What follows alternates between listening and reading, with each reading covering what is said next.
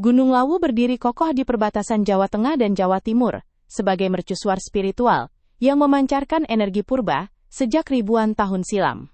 Puncaknya yang menyentuh langit biru seringkali tertutup kabut tebal yang menyelimuti hutan rimba dengan sejuta misteri di dalamnya. Udara dingin yang menusuk seluruh tulang tidak pernah menyurutkan niat para pencari ketenangan untuk mendaki lerengnya yang sangat terjal dan penuh tantangan. Di tengah keheningan jejaran gunung tersebut, tersimpan sebuah tempat yang dianggap sangat suci oleh penduduk setempat maupun para peziarah dari luar daerah. Salah satu titik paling keramat di lereng tersebut adalah sebuah mata air alami yang dikenal luas dengan nama Sendang Guyangan. Lokasinya berada pada ketinggian yang cukup ekstrim namun menyuguhkan pemandangan yang luar biasa indah serta sangat memanjakan mata setiap orang yang datang. Mata air ini mengalir sangat jernih di antara celah bebatuan purba yang telah berumur ratusan tahun, serta dikelilingi oleh pepohonan raksasa. Kesunyian hutan di sekitarnya menambah kesan angker sekaligus agung bagi tempat yang dipercaya sebagai titik singgah makhluk surgawi yang turun ke dunia manusia. Keindahan Sendang Guyangan bukan sekadar urusan pemandangan fisik melainkan juga menyimpan getaran dimensi lain yang sulit dijelaskan dengan kata-kata biasa.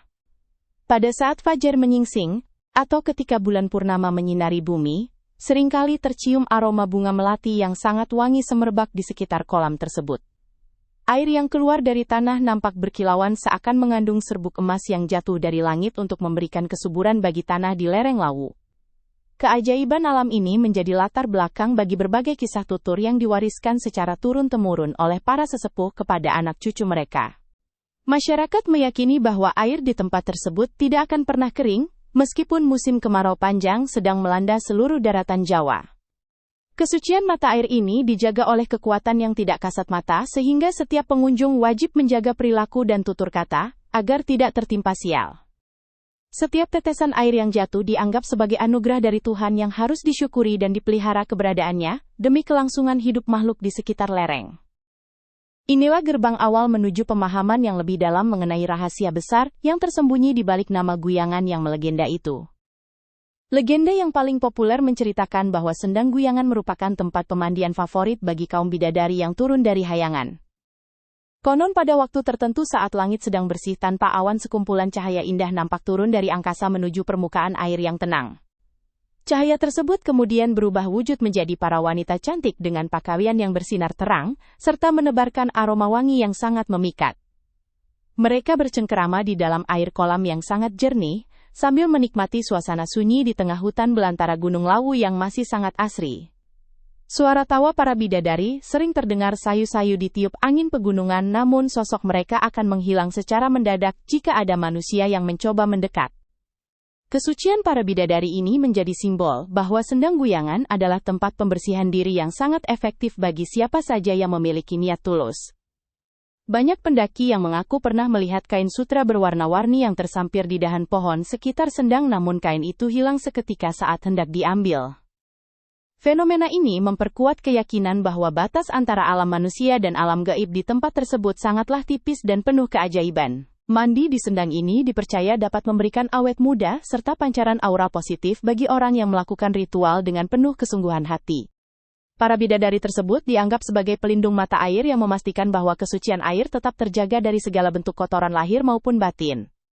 Kehadiran makhluk surgawi ini juga menjadi pengingat bahwa alam semesta memiliki penghuni lain yang wajib dihormati keberadaannya, agar tercipta keharmonisan hidup. Getaran mistis yang ditinggalkan oleh para bidadari inilah yang membuat Sendang Guyangan memiliki daya tarik yang sangat luar biasa hingga saat ini. Kepercayaan mengenai bidadari ini bukan hanya sekadar isapan jempol bagi masyarakat di lereng Gunung Lawu, karena bukti kehadirannya sering dirasakan melalui mimpi.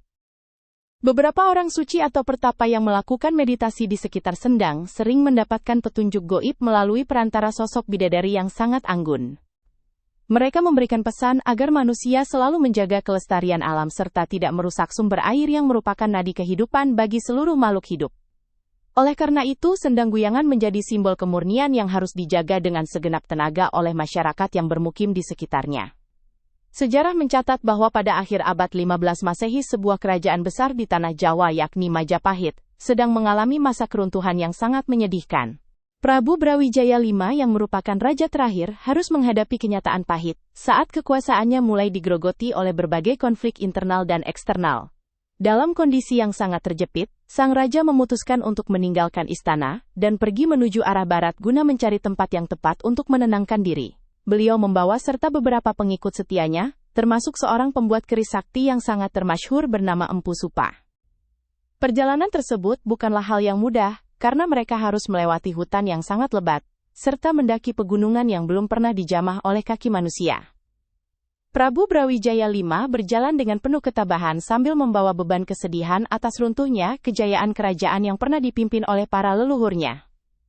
Langkah kaki sang raja akhirnya terhenti di lereng Gunung Lawu yang saat itu masih sangat liar dan penuh dengan berbagai macam binatang buas yang mengancam nyawa. Namun kekuatan batin sang raja mampu membuat semua ancaman tersebut menjadi tunduk dan memberikan jalan bagi rombongan kerajaan tersebut. Di lereng Lawu inilah, Prabu Brawijaya V mulai merenungi nasib bangsa serta mencari jawaban atas segala kemelut yang terjadi di pusat pemerintahan Majapahit.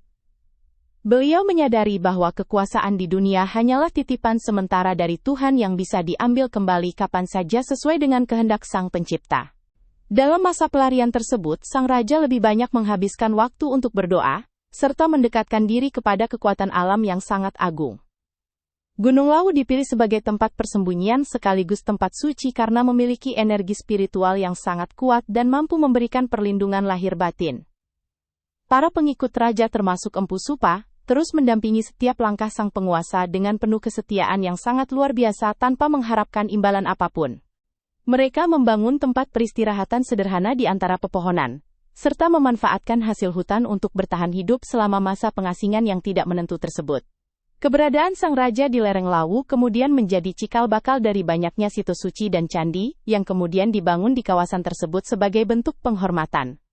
Masa pelarian ini menjadi babak baru yang sangat penting dalam sejarah spiritualitas di Tanah Jawa, terutama yang berkaitan dengan misteri Gunung Lawu. Selama berada di lereng Gunung Lawu, sang raja sering melakukan meditasi di tempat-tempat yang memiliki getaran energi yang paling tinggi dan paling murni. Dalam salah satu laku prihatin tersebut, beliau didatangi oleh sosok gaib yang nampak sangat berwibawa, serta memiliki pancaran cahaya di seluruh tubuhnya.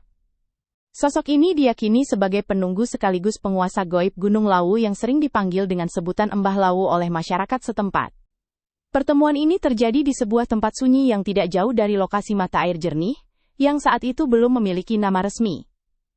Embah Lawu memberikan sambutan hangat kepada Prabu Brawijaya V, serta menjanjikan perlindungan selama sang raja berada di wilayah kekuasaannya yang sangat luas itu. Beliau berpesan agar sang raja membersihkan segala kotoran batin, serta melepaskan atribut keduniawian jika ingin mencapai derajat kesucian yang lebih tinggi.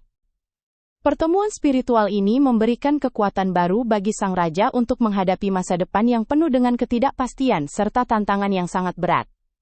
Sang raja merasa sangat ridho terhadap semua ketetapan yang telah diberikan oleh Tuhan kepadanya melalui perantara sang penguasa gaib gunung tersebut. Komunikasi antara Prabu Brawijaya V dan penjaga gaib gunung berlangsung dengan sangat hikmat serta diiringi oleh suara alam yang seakan ikut memberikan restu. Sang raja diajarkan berbagai ilmu kearifan mengenai cara hidup selaras dengan alam, serta cara menjaga keseimbangan antara jagat kecil dan jagat besar. Penjaga gaib tersebut juga menunjukkan beberapa tempat keramat yang bisa digunakan oleh sang raja untuk melakukan ritual pensucian diri agar jiwanya menjadi semakin jernih. Semua petunjuk tersebut diikuti dengan sangat saksama oleh sang raja demi mencapai ketenangan yang hakiki sebelum mengakhiri perjalanan hidupnya di dunia. Kehadiran para pengikut raja seperti Empu Supa juga mendapatkan perhatian dari sang penjaga gaib yang memberikan restu bagi mereka untuk menetap di lereng gunung. Mereka diberikan pengetahuan mengenai cara mengolah logam dengan bantuan energi alam yang tersedia sangat melimpah di sekitar kawah dan mata air pegunungan.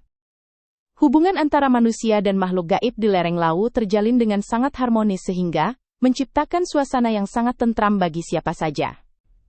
Dari sinilah kemudian muncul berbagai peristiwa ajaib yang menjadi dasar dari penamaan tempat sakral di sepanjang jalur pendakian Gunung Lawu.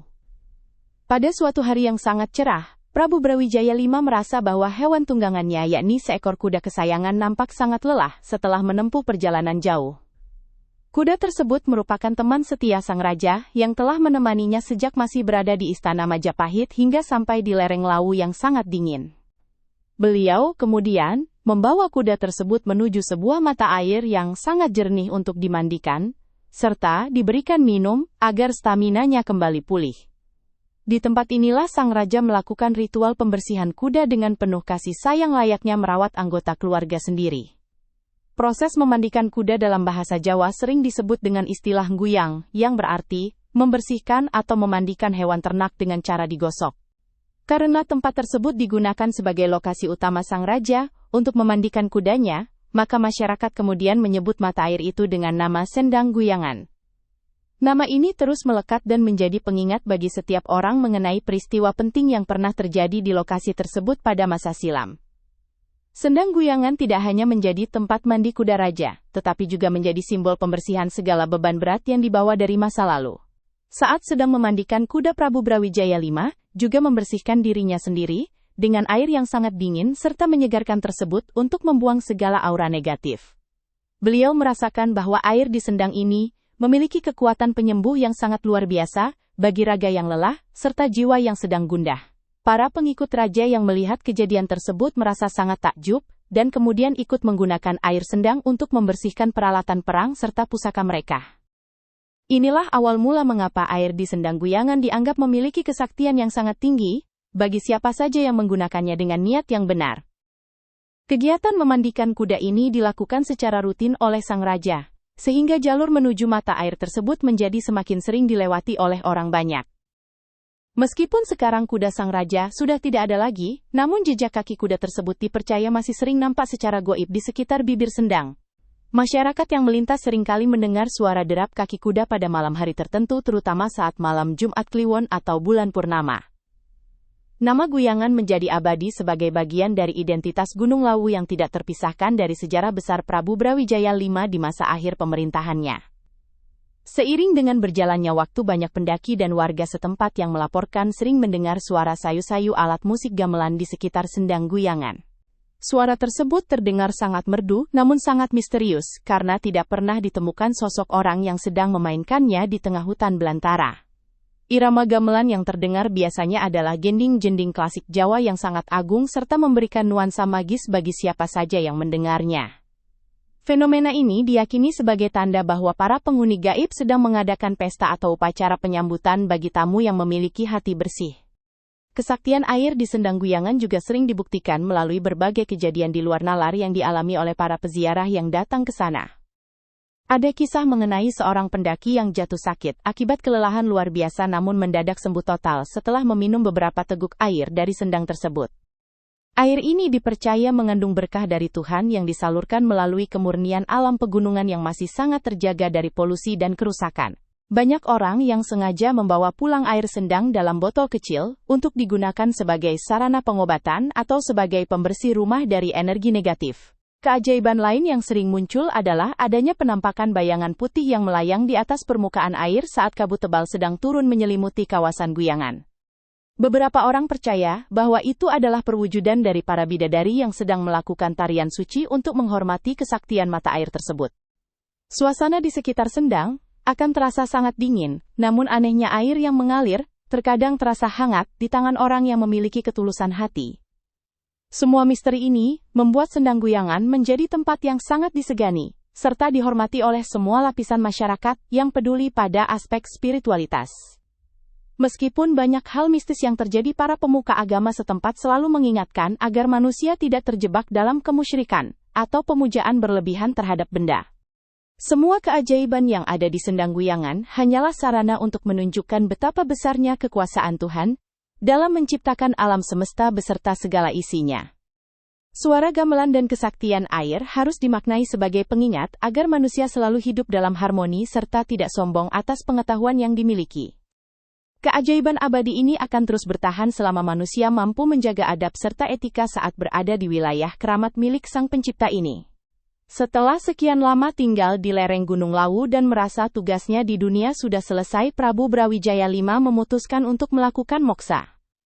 Moksa adalah sebuah tingkatan spiritual tertinggi di mana seseorang menghilang bersama raga dan jiwanya untuk kembali ke haribaan Tuhan tanpa meninggalkan jasad.